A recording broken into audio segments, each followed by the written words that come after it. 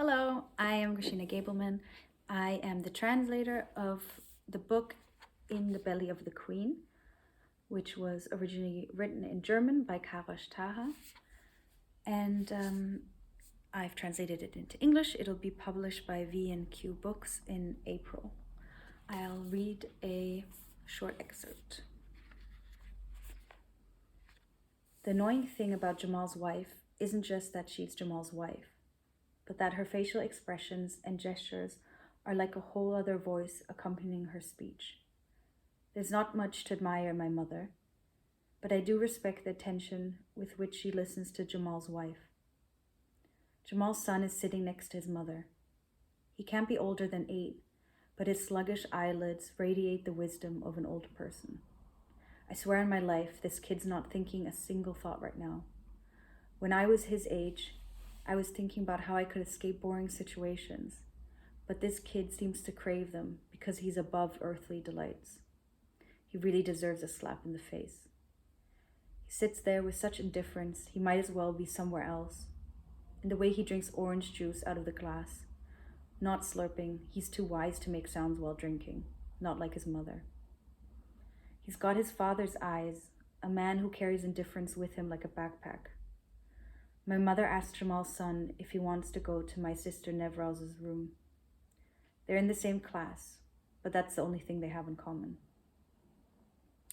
I pay attention to Jamal's wife when she starts speaking about Yunus's mother.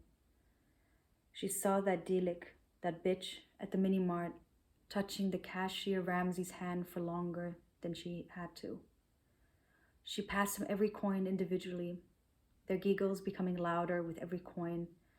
When she passed him the last one, he grabbed that Dilik's fingers, which she playfully pulled away. All the coins fell to the floor, and the other customers stopped, just sneaking glances, and stared openly and knew. Ramsey grinned and blushed as he picked up the coins, and that bitch left the shop with a swing of her fat arse. Each sentence brims with spite and exaggeration, as if the truth alone isn't enough to condemn Yunus's mother. Jamal's wife doesn't use the name Shahira. I don't know how the name would sound coming out of her mouth or which facial expression it would provoke. The name would probably make her choke. That's why she avoids saying it. Shahira spreads in my mouth like oil. When I think of her as Shahira, I have to pull myself together. I can only talk about her when I think of her as Yunus's mother. And I hate Yunus's mother a little bit more, although I always think I couldn't hate the woman more. But I do. I have done since primary school, since I saw Yunus for the first time, and he hid behind his mother and would have loved to hold on to her skirt if the skirt hadn't been so short and tight.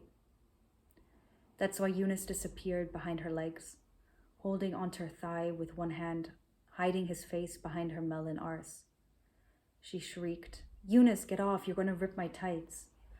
She dropped him off at the school's entrance, gave the teacher a short wave, and stalked away in her high heels. Yunus watched her leave and stood silently at the entrance, where the others knocked into him on their way past. It annoyed me because he wouldn't move away from the entrance.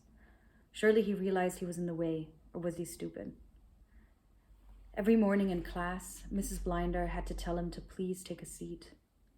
Whenever there was a new seating arrangement, Yunus always chose the seat closest to the exit. Yunus's mother turned up at our door the day I beat him up.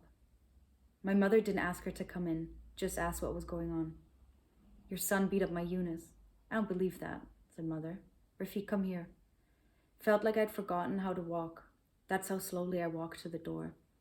Yunus's mother immediately started yelling when she saw me. Like a cobra, she stretched out her neck, bent down, and yelled, "Why did you beat up Yunus?" She pulled his t-shirt over his back to reveal a purple bruise. "What kind of behavior is that? You're not an animal." She waved her index finger in front of Mother's face.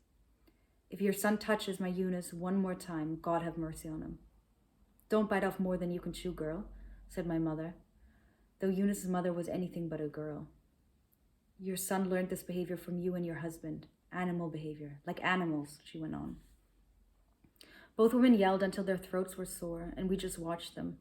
The neighbors opened their doors to look, quickly shut them again, and listened behind closed doors. When Yunus' mother strutted off, there was no one else to yell at, so my mother turned to me and slapped me with a cold hand. "Shame on you," she said, sent me to my room and threatened that father would beat me too. But he didn't hit me. He just came into my room where I was already sniveling. "Why did you hit that boy?"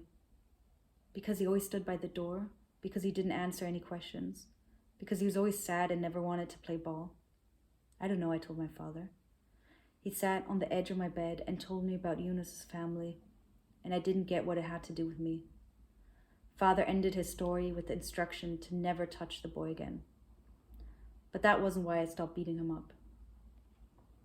In year 4, Mrs. Blinder organized a breakfast with the parents just before the Christmas holidays. Some parents baked cookies, others brought bread rolls, cheese, jam. There was chocolate milk for the kids and a lot of coffee for the almonds, and even chai for our parents. We sat together at our desks and ate with our parents. At some point, a girl called out so loudly that everyone froze. "Miss Blinder, Yunus is crying." And then all eyes turned to Yunus, who was sitting with a German family, a bread roll untouched on his lap. Yunus whimpered into his hands. Mrs. Blinder knelt down and stroked his skinny back, saying everything would be all right.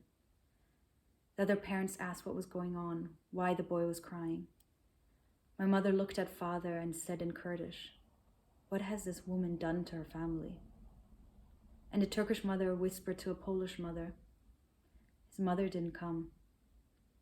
From then on, I let Younes be.